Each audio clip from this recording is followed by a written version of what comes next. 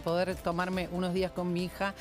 Hay mucha información, ustedes saben, estamos siguiendo lo que pasa en Ucrania después del violentísimo ataque de Putin de ayer. Lo estamos siguiendo muy de cerca y además porque hay consecuencias económicas que ya está anunciando el Fondo Monetario. Ustedes saben que hay caída de las bolsas debido a la guerra contra Ucrania. Lamentablemente está cada vez más complicada la economía. Estamos hablando globalmente porque ustedes saben que acá cambian los ministros, aparecen dólares nuevos, pero nada cambia. Cambia todo para que nada cambie. Pero el mundo sí está complicado y el Fondo Monetario está anunciando desde hace muy poco, o sea, hace minutos podemos decirlo, está anunciando que 2023 va a ser muchísimo más complicado. A un punto que no imaginamos, con recesión, con inflación, con menos crecimiento. El Fondo Monetario que hace poco, les decía, acaba de pronunciarse. Está Rafa Matus en Washington con toda la información del fondo. Rafa, contanos. Sí, ¿qué tal, María Laura? Muy buenos días.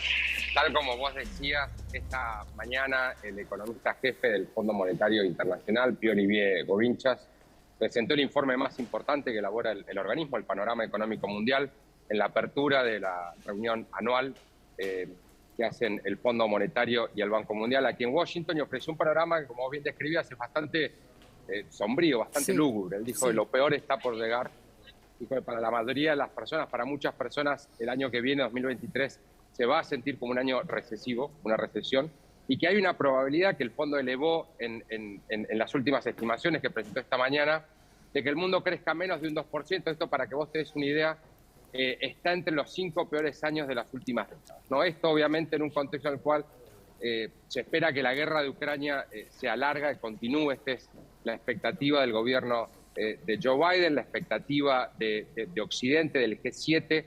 Todos se están preparando para un conflicto largo en Ucrania que obviamente ya ha tenido consecuencias para la economía global, que venía arrastrando desde la salida de la pandemia un problema de inflación. Ese problema se empeoró con la guerra en Ucrania, que generó una crisis energética que golpea sobre todo a Europa. Gourinchas dejó una advertencia también bastante fuerte en ese sentido. Dijo que el invierno de 2022 va a ser duro, el invierno boreal de 2022 va a ser duro por la guerra en Ucrania, pero el de 2023 va a ser peor.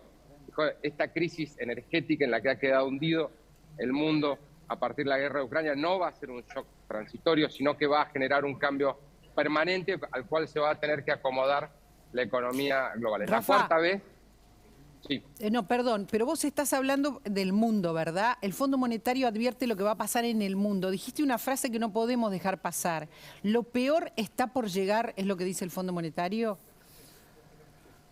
Sí, esa fue incluso la frase que utilizó Gourinchas en la conferencia de prensa esta mañana para resumir de alguna manera cuál es el horizonte al que se enfrenta la economía global. El fondo, te decía, es la cuarta vez que recorta sus proyecciones de crecimiento para el futuro. Ha venido de alguna manera acomodando el escenario, sentando las bases, tratando de ir marcando las expectativas, marcando la cancha para una economía muchísimo más difícil que la que hemos visto hasta ahora, ¿no? Es un cóctel explosivo al cual se va a tener que enfrentar la Argentina, que va a jugar muy en contra del país. La Argentina, que ya tiene sus problemas, Massa está viajando para allá. O sea que mañana probablemente lo veas a Massa con también una tarea difícil.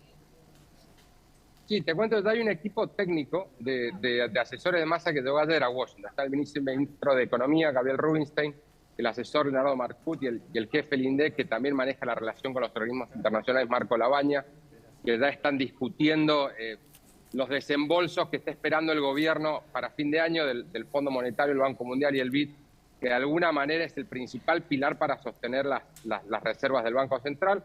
Mañana se va a sumar, como bien decías, el ministro de Economía, Sergio Massa. Es una visita muy corta, a diferencia de su visita anterior a principios de septiembre. Estuvo una semana en septiembre, ahora debe estar solamente 2 días, con una agenda obviamente que está enfocada en lo mismo que estaba enfocada hace un mes, ¿no? Tratar de conseguir dólares para sostener las precarias reservas del Banco Central, evitar un desmadre mayor de la economía y mantener encarrilado el programa con el fondo, que hoy por hoy es lo único que evita una crisis mayor en la Argentina. A ver, lo que acaba de decir el fondo es importante para todos, es importante para el mundo, es importante para nosotros, aunque nosotros, Rafa, tenemos nuestra variedad de locura.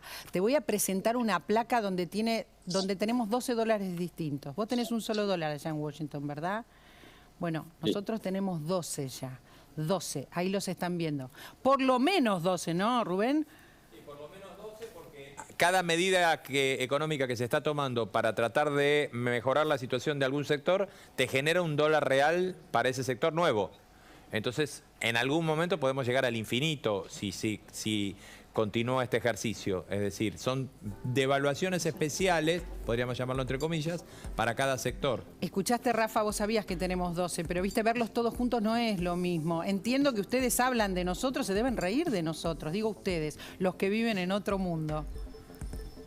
Bueno, justamente esta mañana uno de los grupos de bonistas de la Argentina que participó del canje que organizó Martín Guzmán, recordarás, en medio de la pandemia, sacó un tuit comparando a la Argentina con la Unión Soviética justamente por este panorama que describen ustedes con la multiplicidad de dólares, que es una característica un poco inevitable de la era del cepo, en la cual el gobierno está tratando de agarrar todos los dólares que puede y de evitar que los pocos dólares que agarra, debido a esta fragmentación, esta atomización del mercado cambiario, se le escapen. Y con eso, por eso digo, pone tantas también restricciones a las importaciones. El Fondo Monetario, María Laura, tuvo que darle un perdón a la Argentina en la semana pasada cuando aprobó el último giro justamente por este tema, porque el fondo no permite que haya dólares múltiples o multiplicidad de dólares.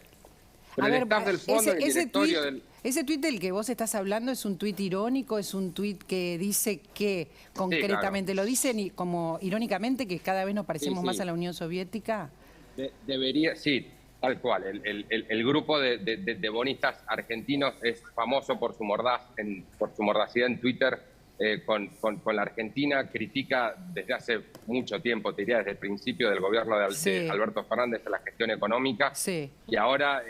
pidió un dólar libre, ¿no? O sea, la unificación cambiaria que hoy por hoy la mayoría de los economistas coinciden en que la Argentina no está en condiciones de aplicarla simplemente porque no hay reservas en el Banco Central que aguanten una unificación cambiaria. Fíjate, dice, la Unión Soviética demostró concluyentemente que los mercados asignan mejor que los burócratas. No es necesario volver a hacer ese experimento, dice, en relación a esta mega intervención del gobierno y del Banco Central sobre el mercado cambiario. Te decía que el fondo le dio un perdón a la Argentina para que aplique este tipo de medidas a sabiendas de que hoy por hoy el país no está en condiciones de hacer una unificación cambiaria que permita anclar el tipo de cambio y hacer que el tipo de cambio funcione como un ancla en un plan de estabilización tradicional. El fondo dijo que la Argentina hoy no está en condiciones de hacer eso y por eso no queda más remedio que aplicar este tipo de medidas paliativas hasta tanto esas condiciones estén, ¿no? Está claro que está siendo comprensivo y misericordioso con nosotros. Gracias, Rafa, por este informe. Muchas gracias.